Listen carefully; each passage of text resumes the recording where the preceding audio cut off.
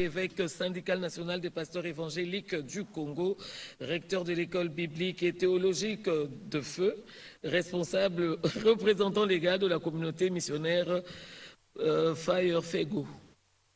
Bonjour. Bonjour maman. Pasteur Tomoni Bati Treza Ebele, mais biso skotongi toyeba position et à pasteur en ce moment de guerre, quel type d'évangile pour les fidèles? Merci beaucoup. Merci à Papa Yves Abdallah. Merci.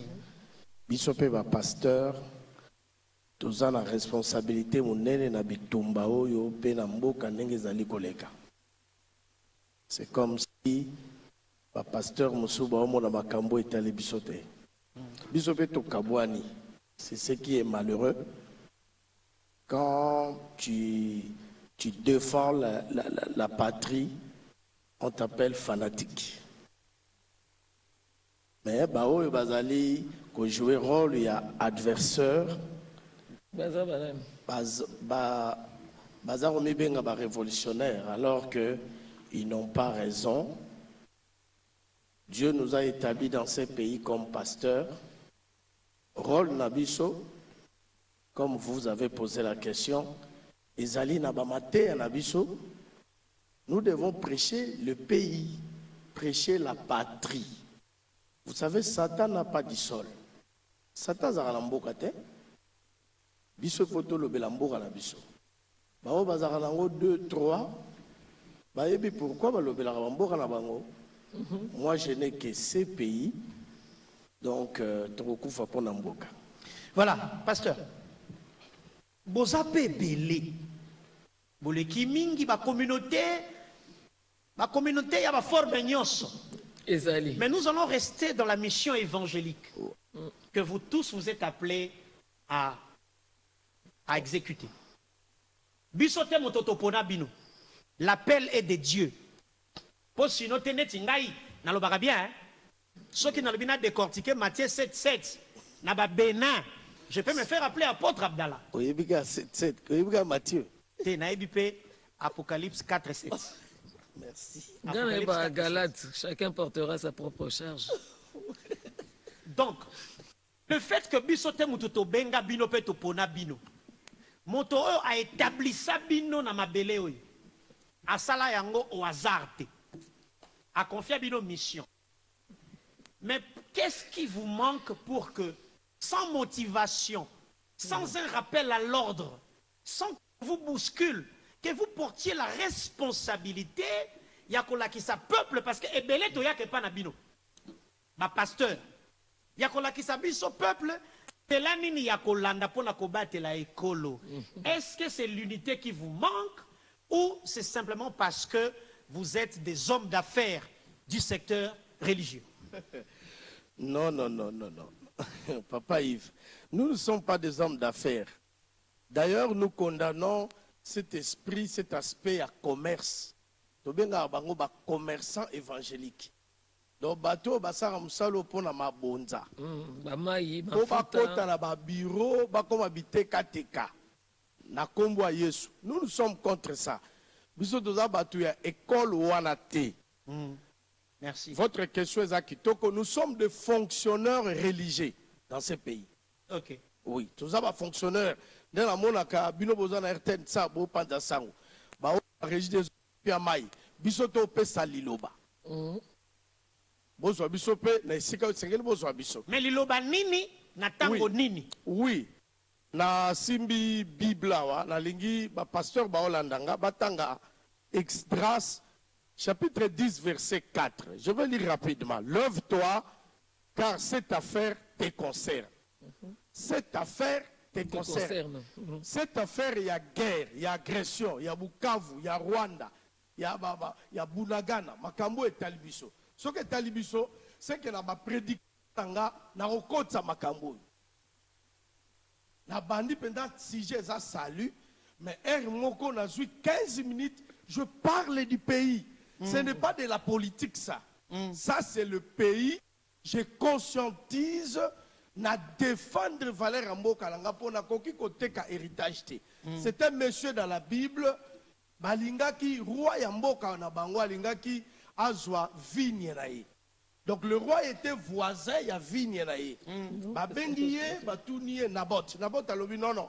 Moi, ma vie n'est ni à vendre, ni à céder. Comment un pasteur peut être opposant? Ça se dit. Tu t'opposes à qui? On a là toutes les questions. Il s'oppose à qui? Si tu t'opposes au président de la République, donc tu ne lis pas Romains 13. Romains 13 te dira, toute autorité qui existe a été établie par Dieu. Au conseil de l'étude, aussi si l'université n'y sommet, au comité place où on a été place, voilà, comme à Rangoka Soki, ils ont destiné décision de Dieu. Donc, nous avons découragé, pasteur, mais opposant. Vous n'avez pas raison. Vous n'avez pas raison, Dieu va vous résister. Mais est-ce que être pasteur de la majorité aussi, ils ont raison? Non, pasteur en majorité, et pasteur, il y a pays.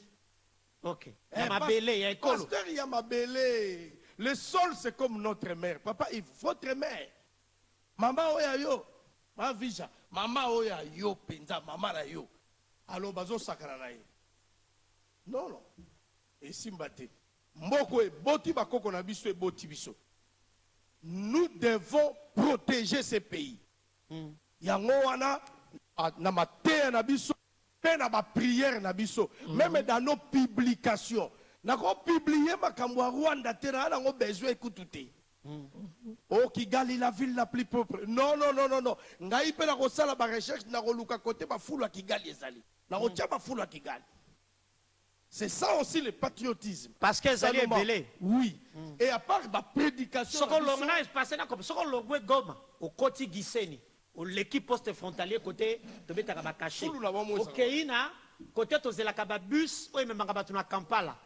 Moi ba wenze ba fulu na ba sola masuba. À Giseni. Tout le monde a rango. Mais les gens mais angoté. Au monde a muto, il y a quelqu'un que je voulais aussi peut-être na ces paroles oyo.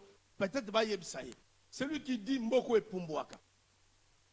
Ah, bon, c'est sorti de la bouche de quelqu'un. Non, non, c'est quelqu'un qu'on appelle pasteur. Ok. Ceux qui passaient l'été, ceux qui pétaient, ceux qui passaient. Il a dit que ce pays. Non, non, non, non, non, à ça, c'est dans les réseaux. À les réseaux sociaux, dans national. Non, mais il n'est pas connu. Mboko et Pumbwete, jamais, Papa Keba. Et Pumbwete est de place. Ils sont au cœur de l'Afrique. Non, non, non, Mboko eko Pumbwate. Biso toala biloko na biso, France azala mabulu na yepe, courant pe comme au en Afrique du Sud. Et ça moins de likambu. La moindre frustration. Bato bozo loba, Mboka ngoso ndeni, na olinga pe bokende, bokaitsa bokenda bino, bokende pe kati. Baza wa zo critiquer mais bavandi pe kaka. Bovandi kaka. Possibilité pas okende. Bokenda bino pe. Non. Trompe belé. Donc, en un mot, la matière, tu combien belé, bah, on va lingi biso le soute. So lingi no sous Congo te qui s'assate, kende na yo tika biso, to respirer pe moi. Oh, tu combien belé, tu as embouteillage. Mi tu belé, tu combien belé. Mais pas toi enquêter. Avant qu'elle ne peut mouton, zo mona zo simba te. Biso pena et simba. Biso do simba. Donc matière na biso avec nos prières. To prier mingi. Oyebi ba soda na biso pour lisasi na ye ezwa penza rebelle il faut pe prière na biso et accompagner bango au lieu to lo belé to critikaka to pe sabaté ya bien pasteur du pays et puis ba prière ya bien je suis le pasteur du pays je ne suis pas le pasteur de la majorité je ne suis jamais et je serai jamais le pasteur de l'opposition jamais opposition veut dire na grec Nastema. Nastema, tourner le dos. Tourner le dos à ton pays. Ça aussi, on a tourné le dos. Dans la laisse wapi. Papa, tu peux me dire, maman. Au pumbo, qu'est-ce qui wapi. Mais on sentir qu'à 19h, on a zana ma tête, on a zana l'aise. Donc, Libanda, zaka Libanda. Ataba oyo ba kosami ba keinga mwana bozo kosama. Ceux qui bozo bunda pour papa il so bozo bunda na ndako bosu wana eke ndeko na bino moko akei ko benga voisin o boyoka na kate ah c'est que ndeko wana pas zo lo ndeko Est-ce qu'on comprend l'ICC? Si, na comprendre. On comprend l'ICC? nayebi si frère wana babengaka Christophe soki Christopher soki nani oyo akini ake koluka bato toyokanaka na bango te po je ne sais pas peut-être po bakomi biso président nazoyeba te so toswana biso na biso lukata noko lukata mwana ta mwasi mais komo kokende pa bavoisin toyokanaka te kombo na bango barwandais. Voilà. Voilà. Donc, tu n'as pas la bénédiction, il y a un pasteur. On va terminer par là. Merci. Merci, pasteur. Oui. Merci. Oui. Non, parce que on organise le sambo souka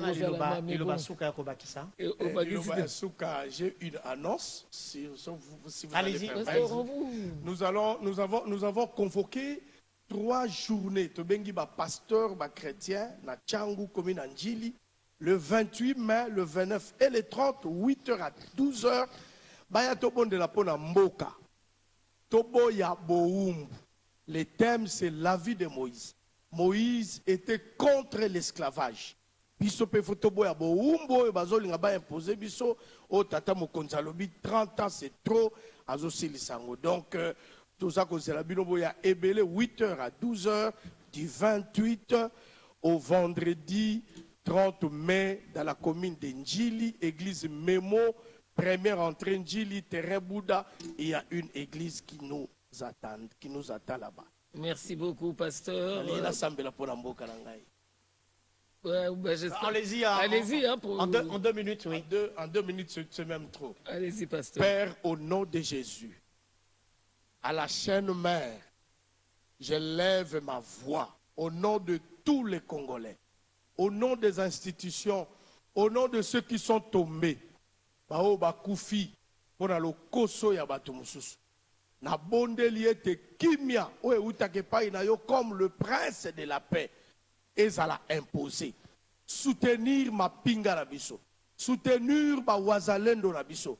Soutenir bao balingaka biso et que mabele na biso o munguna fandi azolia pondu ya Bukavu ya Goma mabele wana epele la bango ekoma moto mai na biso ekoma makila fleuve Nil ekoma kimakila au nom de Jésus bazala na kimia te bazwa ndoto ya malamu te na mboka oyo kino bientôt mukolo o baotika biso bakende mboka na biso ezonga la kimia nzambe soutenir la frontière, nous savons que les services travaillent, mais que tu les appuies au travers tes saints anges. Au nom de Jésus, Makilana Yesu Christo, Todaliko Sopayango, na Congo Mobimba.